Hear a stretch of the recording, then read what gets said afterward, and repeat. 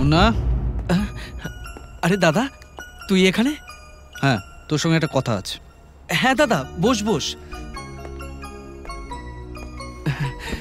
দাদা, ঘরের সবাই ভালো আছেন তো? সবাই ঠিকঠাক আছে। বল দাদা, কি জন্য এসেছিস? কথাটা হলো কি, আরে অজয় দা, নমস্কার। নমস্কার। What a surprise. মেঘা তুই ভালো আছিস তো? ভালো আছি।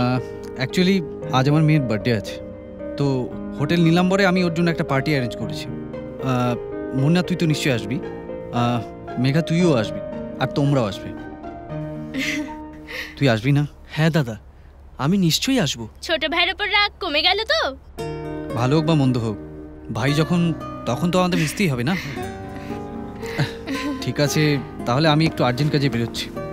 সো আজ রাত 8টার সময় তোমাদের জন্য আমি অপেক্ষা করব। ঠিক আছে। আরে সিল্লু, হ্যাঁ তুই একটু গিয়ে দাদাকে ছেড়ে দিয়া। চল চল আসছি। দেখলে, আমি যা চেয়েছিলাম ঠিক তাই হলো। আজ তোমার বড় ভাই তোমার কাছে আসলো, দেখবে কাল পুরো পরিবার তোমার কাছে আসবে। হ্যাঁ, তুমি যা বলেছো সেটা যেন সত্যি হয় মেঘা। আরে কেউ নেই মনে হচ্ছে, কাউকে তো দেখছি না। আরে পার্টি শেষ হয়ে গেছে রে। আরে মুন্না তুমি? বৌদি নমস্কার। তোমরা কখন এলে? এই সবে। দাদা কোথায়? দাদা এখানেই তো ছিল, দাঁড়াও ডেকে দিচ্ছি। ঠিক আছে। তুই দেরি করে দিলি, চলে গেছে সবাই। আরে মুন্না, তুই এসে গেছিস? দাদা নমস্কার। নমস্কার। নমস্কার।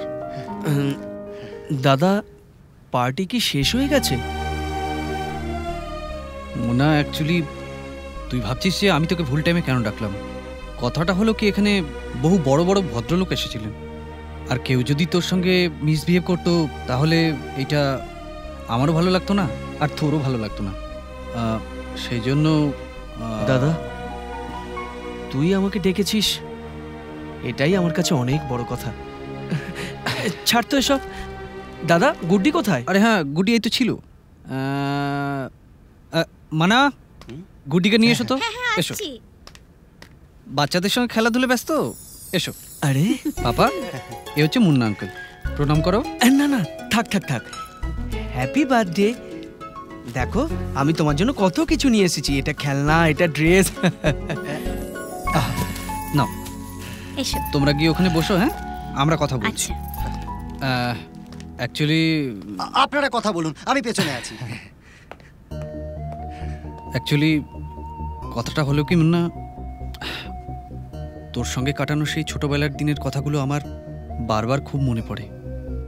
সত্যি করে বলি, সেই অন্তরঙ্গ মুহূর্তগুলো আমি আজকেও ভুলিনি। আমি তোর কথা শুনে কিন্তু ভারী খুশি হলাম দাদা। আমি কিন্তু খুশিতে নেই। কেন দাদা, কি হয়েছে?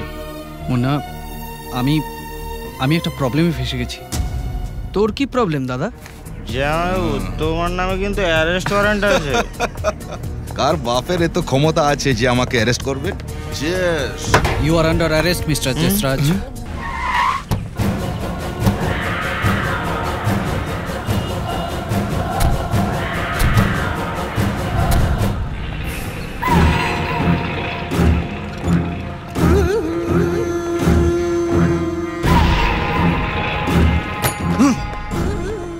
আমারই খাচ্ছিস, আমারই ভগ্নিপতিকে অ্যারেস্ট করছিস। এই, আমার ভগ্নিপতিকে ছেড়ে দে, না হলে তোকে এইখানেই মেরে ফেলে দেবো।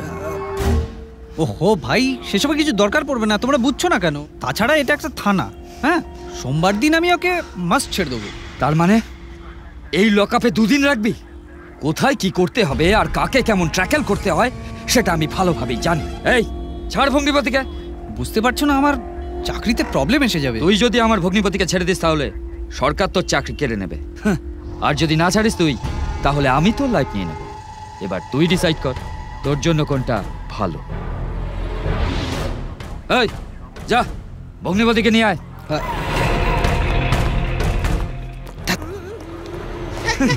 ভাই, তোমরা বুঝছো না কেন? কমিশনার যদি জিজ্ঞেস করে আমি কি আনসার দেবো?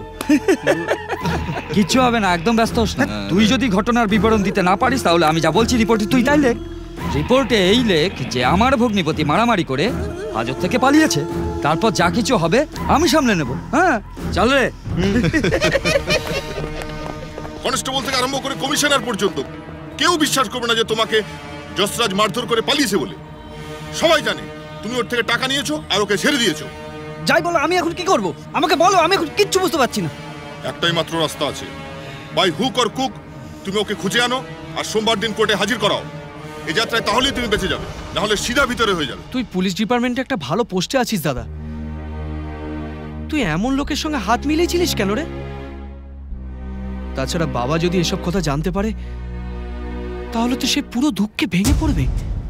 এমন না, আমি জানি বাবা দুঃখে ভেঙে পড়বে, কিন্তু আমি কি করব? আমাকে তো পরিস্থিতি সব বাধ্য করে দিয়েছে। ভুল তো আমি করেছি মুন্না, আমি মানছি। হ্যাঁ দাদা, ভুল তো করেছিস তুই। তাহলে এখন কি করবি?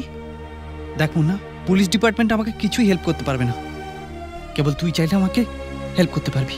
হ্যাঁ দাদা, পারবো। বল কি করতে হবে? মুন্না, আমার বন্ধু আমাকে বললো যে একটা গুন্ডাকে আর একটা গুন্ডাই ঠিক করতে পারবে। আই মিন, তুইও তো একটা গুন্ডা না? দেখ, যেমন করে হোক আজ থেকে সোমবারের ভেতরে ওই রানার ভগ্নিপতিকে নিয়ে আমাকে কোর্টে হাজির করতে হবে, নাহলে আমি বহুত বড় প্রবলেমে পড়ে যাব। বাবা মায়েরও বহু কষ্ট হবে। দেখ মুন্না, যতবার যা তোর দরকার হবে আমি তোর জন্য করব, আমি করব। মুন্না, নাহলে বাবা মায়ের বহু কষ্ট হবে। মুন্না, হেল্প করবি তো আমাকে? হ্যাঁ হ্যাঁ হ্যাঁ দাদা, আমি হেল্প করব।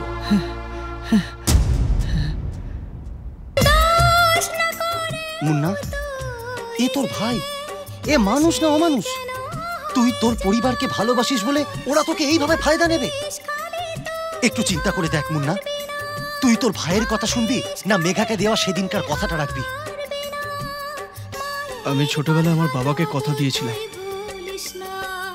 আমার পরিবারের অসুবিধা হলে আমি সবসময় তাদের সঙ্গে থাকবো। এবার তুই বল সিলু, আমার বাবাকে দেওয়া কথাটা বড় না মেঘাকে দেওয়া কথাটা বড়? তা বলে তোর ভাই যা বলবে তাই তুই শুনবি? হ্যাঁ, সব শুনবো। আজ যদি আমার ভাই আমার মাথাটা চেয়ে থাকতো তাহলে আমি আমার মাথাটা কেটে তার হাতে ধরিয়ে দিতাম।